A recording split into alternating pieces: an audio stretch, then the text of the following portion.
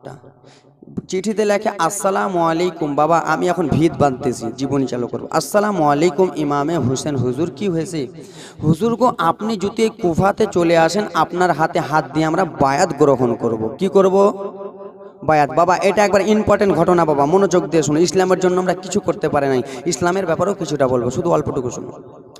কুফা থেকে 72টা চিঠি আছে, হুজুর আপনি শুধু কুফাতে চলে আসেন, আপনার বায়াত গ্রহণ করব।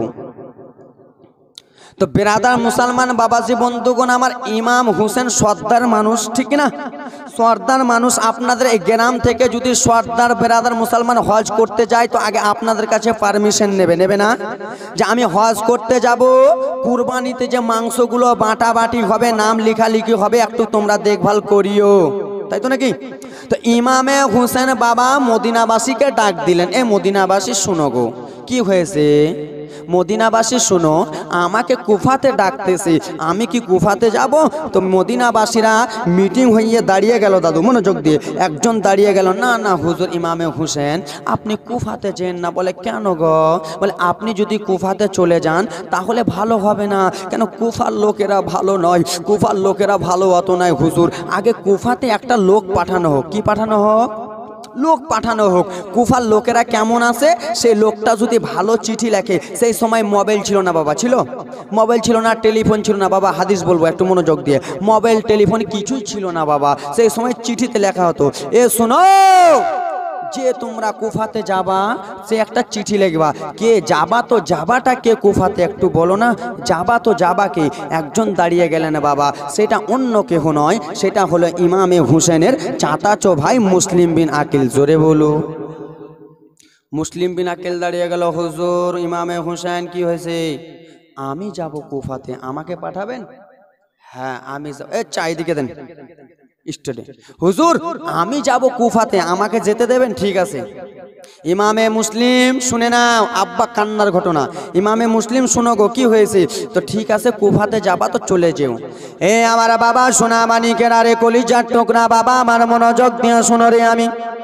আমি আপনাদের কাছে এদিক ওদিক নিয়ে গেলাম না, ডাইরেক্ট জীবনের দিকে নিয়ে চলে গেলাম। কিছুক্ষণ পরে মুসা কালিমুল্লাহর ঘটনা আসবে। আব্বারা রে, ইমামে মুসলিম বিন আকিল বাবা নিজের ঘরে চলে গেল।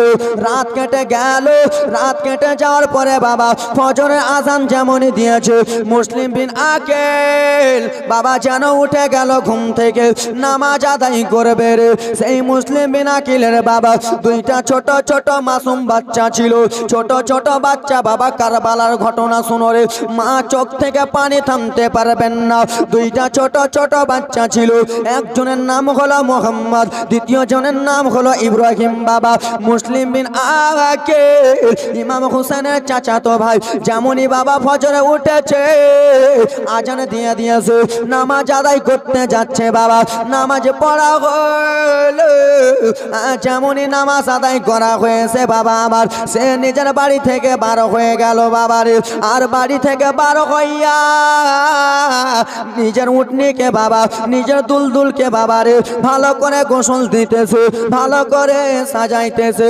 দুইটা যে বাবা মাসুম মাসুম বাচ্চা চেয়ে সেই দুটো বাচ্চা বাবা আমার দেখে, বাবা পাশে নাই, বাবা আমার মাঝখানে শুয়েছিল।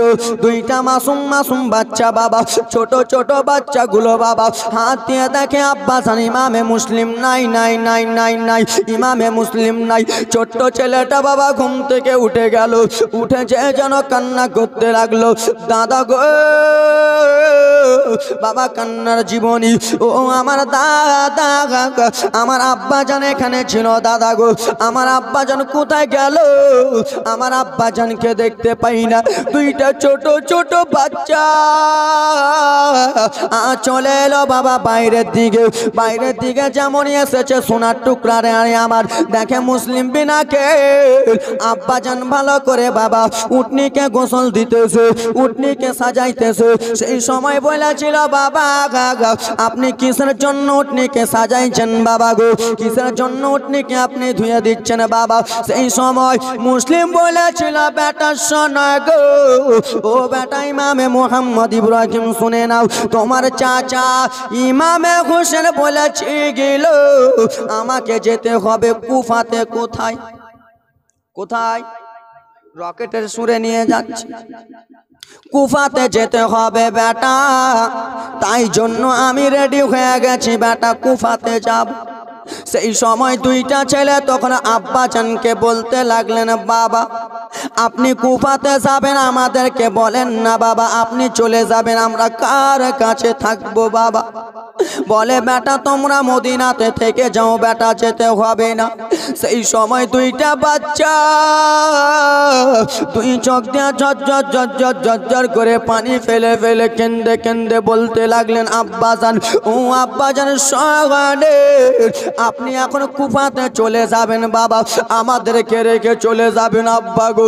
আব্বা আমরা কার কাছে থাকবো বাবা, কার কাছে আদর পাবো বাবা? কেন দুনিয়ায় মা না, দুনিয়ায় যদি মা বেঁচে থাকতো বাবা তাহলে মায়ের কাছে আদর যত্ন পেতাম বাবা গো, মা আমাদেরকে কোলে নিয়ে থাকতো বাবা। এখন আপনি চলে যাবেন কুফা শহরে, আপনি যেন না বাবা, গেলে আমাদেরকে নিয়ে চলেন। দুইটা বাচ্চার দুই চোখের পানি ঝরঝর ঝরঝর ঝরঝর করে পড়ে যায় আব্বার আরে, আমার সোনার টুকরা বাবার আরে আমার। দুইটা ছেলের চোখের দিকে দেখে মুসলিম বিন কি গিগিল সহ্য করতে পারলো না। ঠিক আছে বেটা চলো চলো বেটা রে, ও লাল চলো চলো আমার সঙ্গে চলো বেটা।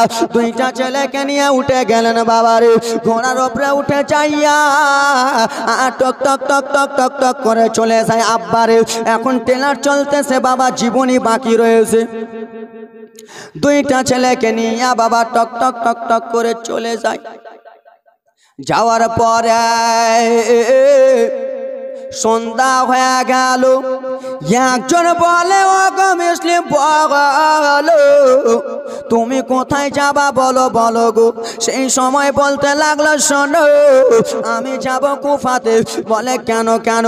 বলে ইমামে হোসেনকে ডাক দিয়েছেন বাবা, জীবনীটা ভালো করে বুঝবেন বাবা গো। ইমামে হোসেনকে ডাক দিয়েছে, ইমামে হোসেন হুজুর আমাকে পাঠিয়েছে, আমি যাব কুফাতে। কোথায় যাবে? কোথায় যাবে বাবা? আমি যাব কুফাতে। বলে ঠিক আছে, এই কথা বলেছে দুইটা ছেলেকে নিয়ে চলে গেল রে লাল। আর দুইটা ছেলেকে নিয়ে যেমনই কুফা নগরে পৌঁছেছে, সেই কুফার লোকেরা বাবা ইমামে হোসেন মনে করে, কুফার লোকেরা ওয়েলকাম সোহাগাতাম করে বাবা নিয়ে চলে যায়। মুসলিম বিন আকিলকে বাবা ওয়েলকাম সোহাগাতাম করে নিয়ে চলে যায়। সঙ্গে সঙ্গে লোকেরা হাতে হাত দিয়া বায়াত গ্রহণ করে নেয় আব্বারে। ও আমার সোনা মানিকেরা রে, ও আমার মা খালা শুনে যাও, রাত্রিবেলা রে দুইটা ছেলেকে নিয়ে মুসলিম ঘোরাঘুরি করে। সেই সময় ইমামে মুসলিম বলতে লাগলেন বেটারা, ও আমার লালেরা শুনে নাও শুনে নাও লালেরা রে, আমি এখন কুফা নগরে এসেছি বেটা। কুফা নগরে আমি কখন লগন নগর ডগর ডগর ঘুরে বেড়াবো, আমি গ্রাম গ্রাম ঘুরে বেড়াবো বেটা, তোমরা আমার সঙ্গে ঘুরে পারবে না বেটা। যাও যাও বেটা রে, তোমাদেরকে একজনের কাছে রেখে দেওয়া হবে বাবা। একটু কান্নার ঘটনা শুনো। একজনের নাম ছিল বাবা, তার নাম ছিল মুসলমান আমার। একজনের নাম হলো কাজী সারে। সেই কাজী সারেকে মুসলিম বিন আকিল ডাক দিলেন, ও কাজী সারে শোনো, আমি কুফার গ্রাম গ্রাম ডগর ডগর নগর নগর ঘুরে বেড়াবো। আমার এই দুইখানা ছোট ছোট বাচ্চা রয়েছে, আমার এই দুইখানা লাল রয়েছে, এই দুই বাচ্চার মা নাই। ও কাজী সারে শুনে নাও শুনে নাও, আমার এই দুটো বাচ্চার দায়িত্ব তোমাদের কাছে দিলাম, এই দুটো বাচ্চাকে তোমরা একটু দেখভাল করিও। কাজী সারে বাবা এই যে নিয়ে চলে গেল রে। আব্বা আমার দিকে দেখো সোনা মানিকেরা, কাজী সারে এই যে নিজের ছোট ছোট বাচ্চাগুলোকে, মুসলিম বিন আকিলের দুইটা মাসুম বাচ্চাগুলোকে এই যে নিয়ে গেল, আর কোনো দিনে দেখা হবে না। আব্বাস এই যে বিদায় করে দিল, বেটা যাও, আমি কুফারে নগর নগর ঘুরে বেড়াবো, বেটা তোমরা একটু যাও, সোনার টুকরা তোমরা থাকো, আমি তোমাদের সঙ্গে দেখা করব। এই যে আব্বা যান কাজী সারের কাছে রেখে দিল দুইটা মাসুম মাসুম বাচ্চা, মোহাম্মদ ইব্রাহিমকে রেখে দিল। বাবা এই থেকে দেখেন কারবালার জীবনী কেমন চালু হবে। দুইটা ছেলে তখন কেঁদে কেঁদে বলতে লাগলেন, আব্বা যান, ও আব্বা যান মুসলিম বিন আকিল আব্বা গো, আপনি এখন কুফার নগর নগর ঘুরে বেড়াবেন বাবা, আমাদের মা নাই, আমরা কার কাছে থাকবো? বলে বেটা যাও কাজী সারের কাছে থাকবা। কাজী সারের কাছে দুইটা মাসুম মাসুম বাচ্চা থাকে। আব্বা ও আমার সোনা মানিকেরা, কলিজার টুকরা মা বোনেরা শুনে নাও, কান্নার ঘটনা একটু শুনে নাও। দুইটা ছেলে রে কাজী সারের কাছে থাকতে লাগলো বাবা। এইদিকে মুসলিম বিন আকিল বাবা রে বায়াত গ্রহণ করাই, বায়াত গ্রহণ করাই বাবা, বায়াত গ্রহণ করাই। 1 2 3 4 করতে করতে শত শত একসঙ্গে 5000 লোক বায়াত গ্রহণ করে নিল। কয় হাজার লোক, কয় হাজার। বাবা কান্নার জীবনী আসতেছে, কেউ উঠে যাবেন না, মনোযোগ দিয়ে শোনো বাবারে। 5000 লোক যখন বায়াত গ্রহণ করে নিল, ওয়াবাইদুল্লাহ ইবনে জিয়াদের কাছে কানে খবর চলে গেল। ওয়াবাইদুল্লাহ ইবনে জিয়াদ শোনো গো, কি হয়েছে বলো বলো বলো, কি হয়েছে বলো ফেলো। বলে দেখো দেখো দেখো রে, নবীর নওয়াসারা, নবীর নাতিরা কুফাতে এসেছে, আর কুফাতে এসে শত শত লোককে বায়াত গ্রহণ করাচ্ছে। কি করাচ্ছে? বায়াত গ্রহণ করাচ্ছে বাবা। কারবালার জীবনী এবার চালু হলো রে। ওয়াবাইদুল্লাহ ইবনে জিয়াদ সেই সময় কি করতে লাগলো বাবা, নিজের পুলিশ প্রশাসনকে ডাক দিল, নিজের লোকেরাকে ডাক দিল। ও লোকেরা শোনো রে, আমি তোমাদেরকে বলি, ইমামে মুসলিমে এসেছে কুফাতে, ইমাম হোসেনের চাচাতো ভাই এসেছে কুফাতে। তোমাদেরকে আমি এই কথা বলতেছি, ইমামে হোসেনকে শহীদ করতে হবে, মুসলিম বিন আকিলকে শহীদ করতে হবে। আব্বা জানেরা রে আমার কলিজার টুকরা বাবারা রে, শত শত কুফার লোকেরা ইমাম হোসেনের হাতে, মুসলিম বিন আকিলের হাতে যখন বায়াত গ্রহণ করলো বাবা, সেই লোকগুলোকে নিয়ে বাবা মসজিদে গেল। ইমামে মুসলিম বিন আকিল বাবা নামাজ আদায় করতেছে। চতুর সাইডে এজিদের লোকেরা, বদমাইশের লোকেরা ঘেরুয়া করে নিল রে। ও কুফার মানুষেরা শুন, কি হয়েছে বল? কুফার মানুষেরা শোনো গো, তোমরা যদি নিজের স্ত্রীকে বেওয়া না করতে চাও, নিজের বেটা বেটিকে পাবাহারা যদি না করতে চাও, তাহলে তোমরা মুসলিম বিন আকিলের বায়াত ছেড়ে দাও, ছেড়ে দাও, ছেড়ে দাও। ভালো কথা বলতেছি, মা হারা যদি না হতে চাও ছেড়ে দাও। আচ্ছা বাবা তোমরাই বলো রে, তোমাদের এই গ্রামে যদি শত শত পুলিশ প্রশাসন এসে যদি বলে এই গ্রামটা ছাড়ো, না হলে সবাইকে মেরে দেব, ভয়ে ছাড়বেন কি ছাড়বেন না? আব্বা আমার সোনা মানিকেরা রে, ও আমার কলিজার টুকরা মা খালা, একটু শুনে যাও। রাত্রিবেলা সেই সময় বাবা শত শত লোক নামাজ আদায় করতেছিল। সেই লোকগুলো বাবা ভয়ে পালিয়ে গেল। নবীর নওয়াসা ইমামে মুসলিম একাই রয়েছে মসজিদের ভিতরে। সেই সময় এজিদ বলে দিল, শোনো শোনো রে, তোমাকে ভালো কথা বলতেছি, এজিদের হাতে হাত দিয়া দাও, না হলে কারবালা চালু হয়ে যাবে। এজিদের হাতে হাত দিয়া দাও, না হলে যুদ্ধ চালু হয়ে যাবে। তুমি হাত দিয়া দাও। ইমামে মুসলিম বলেছিল, শোনো রে, যতক্ষণ পর্যন্ত আমার নানা জানের রক্ত আমাদের শরীরে আছে রে, আমরা নবীর কলমা ছাড়ব না। জোরে বলুন। ও শুনে নাও, শুনে নাও, শুনে নাও রে বাবা। গজল বলতে গেলে বাবার টাইম অনেক হয়ে যাবে, কিন্তু গজল বলবো না, যা শোনাবো সত্য ঘটনা শুনিয়ে যাব। ও আমার বাবা সোনা মানিকেরা রে, শত শত লোক যখন ঘেরুয়া করে নিল, মুসলিম বিন আকিল বাবা মসজিদ থেকে বার হয়ে এত জোরে জোরে তলোয়ারি চালায়, বেদিন রাখে, এত জোরে জোরে মারে। বাবা তাদের মুন্ডুগুলো কেটে ফুটবলের মতো গড়াগড়ি গড়াগড়ি গড়াগড়ি করে বাবা আমার বেদিনদের মাথাগুলো গড়াগড়ি করে। ওবায়দুল্লাহ ইবনে জিয়াদ আবার পুলিশ পাঠালো বাবা, কান্নার ঘটনা, আবার পুলিশ পাঠানো হলো। ইমামে মুসলিম বিন আকিলের হাতে এত জোর ছিল, সবাইকে বাবা মাথা কেটে কেটে ফুটবলের মতো মাথাগুলো গড়াগড়ি করে বাবা আমার। এক জায়গার নাম হলো আদালত। আজকে আমি এখানে স্টেটে জালসা করতেছি, আপনারা শুনছেন না বাবা? শুনছেন তো? আমার কলিজার টুকরা বাবারা, সেই সময় এক জায়গাতে ইমামে মুসলিমকে উঠানো হলো। এই ইমামে মুসলিম, তুমি এখানে বক্তব্য দাও যে তোমরা ইমামের হোসেনের পক্ষে থাকো। বাবা কান্নার ঘটনা আসছে, তোমরা ইমামে মুসলিমের পক্ষে থাকো, ইমাম হোসেনের পক্ষে থাকো। সে বক্তব্য দিচ্ছে। ওবায়দুল্লাহ ইবনে জিয়াদ বদমাইশটা বাবা কেমন করে, লম্বা ঘটনা তাড়াতাড়ি নিয়ে আসি। ওবায়দুল্লাহ ইবনে জিয়াদ বাবা বদমাইশটা কেমন করে ইমাম হোসেনের রূপ ধরে বাবা সেই কুফার ময়দানে বাবা ওই মাঠটাতে চলে এলো যেখানে মুসলিম বিন আকিল যা বাবা আমার বক্তব্য দেয়। ওবায়দুল্লাহ ইবনে জিয়াদ যেমনই চলে এলো, লোকেরা বুঝলো না এটা ইমামে হোসেন নয় না। তারা ভেবেছে এটাই হয়তো ইমামে হোসেন এসেছে। কেন? এদিকে ইমামে মুসলিম চিঠি লিখে দিয়েছে। কুফার লোকেরা ভালো, বুঝতে পারছেন, কুফার লোকেরা ভালো চিঠি লিখে দিয়েছে। ওবায়দুল্লাহ ইবনে জিয়াদ বাবা ইমাম হোসেনের রূপ ধরে চলে আসতেছে। বাবা যেই জায়গাতে মুসলিম বক্তব্য দিচ্ছিলেন সেই জায়গাতে বাবা উঠে গেল, আর উঠে যায় আব্বারা রে। সেই ওবায়দুল্লাহ ইবনে জিয়াদ বাবা নিজের মুখোশটা যেমনই খুলেছে বাবা, যেমনই খোলা হয়েছে রে, এটা ইমামে হোসেন নয়, এটা হলো বদমাইশ ওবায়দুল্লাহ ইবনে জিয়াদ। এটা কে? ওবায়দুল্লাহ ইবনে, জোরে বলো না, ওবায়দুল্লাহ ইবনে জিয়াদ। এ বেরাদার মুসলমান বাবাজি বন্ধুগণ আমার, ওবায়দুল্লাহ ইবনে জিয়াদ তখন বলতে লেগে গেল, শোনো রে, আমি তোমাদেরকে একটা কথা বলতেছি, নিজের বিবি যদি না হারা করতে চাও, বেটা হারা যদি না হতে চাও, তাহলে তোমরা এখান থেকে চলে যাও, চলে যাও, যাও যাও, তোমরা এখান থেকে ইমামে মুসলিমকে ছেড়ে চলে যাও। আব্বারা সমস্ত লোকেরা বাবা ভয়ে ভয়ে পালিয়ে গেল।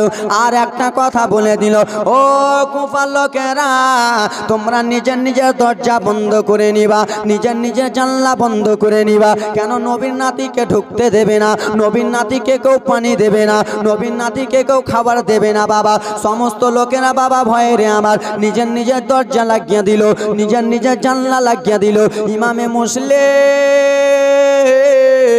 সেই মুনাফিকদের সঙ্গে বাবা যুদ্ধ করতে লাগলো রে, একমাত্র ইসলামকে বাঁচাবার জন্য। কারবালাকে কেমন করে বাঁচাবে দেখেন, দেখেন বাবা রে, যেন যুদ্ধ করতে লাগলো বাবা। বেদিনদের মাথা কেটে যায়, কিন্তু নবীর নওয়াসা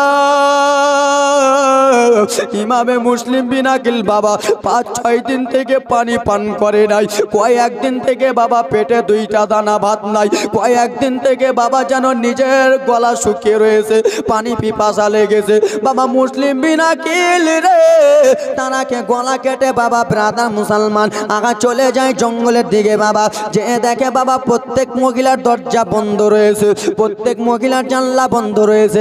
ইমামে মুসলিম শুধু এক ফোঁটা পানি খুঁজে, পানি পানি পানি বুঝছে। কারবালার ঘটনা, এক ফোঁটা পানি যদি পাই বাবা, গলা হুমকুম যদি ভিজে যায়, তাহলে মুনাফিকে রাখে ওবায়দুল্লাহ ইবনে জিয়াদের লোকেরাকে মেরে দেবে, মেরে দেবে, সেই বদমাইশগুলোকে মেরে দেবে। ইমামে মুসলিমের বাবা হুলকুমটা শুকিয়ে গেছে বাবারে। গেরাম গেরাম গেরাম গেরাম খুঁজে বেড়ায়, কাউরির দরজা বন্ধ, কাউরির জানলা বন্ধ বাবা। প্রত্যেক বাড়ি বাড়ি ঘুরে ঘুরে বেড়ায় বাবা, সকলের দরজা জানলা বন্ধ রয়েছে। সেই সময় ইমামে মুসলিম কেন্দে কেন্দে বলেছিল, কুফাবাসীরা তোমরা আমাকে ফাঁকি দিয়ে ডাকলা রে, আজকে কেমন করে তোমরা নিজের দরজা বন্ধ করে নাও, আজকে কেমন করে নিজের জানলা বন্ধ করে নাও, আজকে কেমন করে তোমরা নিজের পানি বন্ধ করে নাও। ইমামে মুসলিম বাবা নিজের বাড়ি বাড়ি বাড়ি বাড়ি ঘুরে বেড়ায়, প্রত্যেক বাড়ি বন্ধ রয়েছে। শেষের সময় একটা বাড়ি খোলা আছে রে, সেটা হলো একটা বয়স্ক মহিলা। সেই সেই মহিলাটা বাবা লম্পন জ্বালিয়ে বসে রয়েছে বাবা। ইমামে মুসলিম দেখতে পেল ওই বাড়িটাতে আলো রয়েছে। নবীর নওয়াজা দৌড়াতে দৌড়াতে চলে গেল বাড়িটার কাছে। একটা বয়স্ক মহিলা বাবা বসে রয়েছেন। সেই মহিলাকে যে বললেন মা গো, বলে কি হয়েছে বলো বলো। বলে মা অল্পটুকু পানি দিবা, মা পানি দাও, মা পানি দাও। বলে কেন কেন গো। বলে আমার এই গলাটা ব্যথা করতেছে, আমার এই গলাটা শুকিয়ে গেছে, মা পানি পিপাসা লেগেছে, অল্পটুকু পানি দাও মা। সেই সময় মহিলাটা বলতে লাগলো বেটা বলো বলো রে, তোমার বাড়ি কোথায় বেটা বলো। সেই সময় ইমামে মুসলিম বলেছিল মা গো আমার বাড়ির পরিচয় পড়ে নিও, আমার পরিচয় পড়ে নিও মা, শুধু অল্পটুকু একবার আমাকে পানি দাও মা। সেই বুড়া মহিলাটা বাবারে আমার এক গিলাস পানি নিয়ে এলো বাবারে, আর পানি নিয়ে এসে বলে বেটা পান করো। ওইদিকে দুইটা মাসুম মাসুম বাচ্চা, যেই বাচ্চা দুটোর মা বেঁচে নাই রে, ওইদিকে দুটা মাসুম মাসুম বাচ্চা কাজী সারেকে বলতে লাগলেন চাচা গা আমার আর দিল মানে না চাচা গো, আমাদের আর মন মানে না চাচা গা। আমি স্বপ্নের মাধ্যমে দেখতে পাই চাচা গো, হয়তো আমার আব্বা জান রিক্সে রয়েছে, হয়তো আমার আব্বা জান অত্যাচারে রয়েছে চাচা, একবার আমার আব্বা জানকে ডেকে আনুন। সেই সময় বলেছিল ভাতিজা তোমার আব্বা জান কুফাতে বায়াত গ্রহণ করাই ভাতিজা, তোমরা এরকম করিও না। আব্বার আরে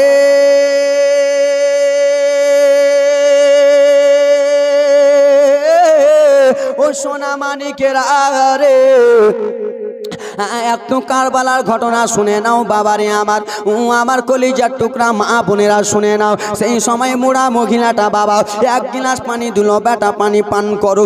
যেমনই পানিটা পান করতে যাবে, যেমনই মুখটা লাগাতে যাবে বাবারে, সেই পানির গিলাসের মধ্যে দুইটা ছেলের চেহারা দেখতে পায়। দুইটা ছেলে বাবা বাবা বলে কান্দে, বাবা বাবা বাবা বাবা বলে দুইটা ছেলে শুধু কান্দে। সেই ইমামে মুসলিম পানিটা পান করলো না, বলে মা গো পানি পান করবো না মা। বলে কিসের জন্য বেটা বলো বলো। বলে মা শুনে নাও শুনে নাও, আমার দুইটা লাল রয়েছে মা গো, সেই দুটা লালকে আমি কাজী সারের কাছে রেখেছি। বলে বেটা তোমার একবার পরিচয়টা দাও। বলে আমরা হলাম ইমাম হোসেনকে চিনে গেন। বলে হ্যাঁ হ্যাঁ ইমাম হোসেনকে তো চিনি, সেই ইমাম হোসেনের আমি চাচা তো ভাই মুসলিম বিন আকিল। কি বলতেছে মা? ইমাম হুসেনের চাচাতো ভাই আমি মুসলিম বিন আকিল। বলে বেটা কিসের জন্য এসেছে? বলে মা কুফার লোকেরা আমাদেরকে ধোকা দিয়ে ডেকেছে মা, এখন আমাদের সঙ্গে এরকম করতেছে।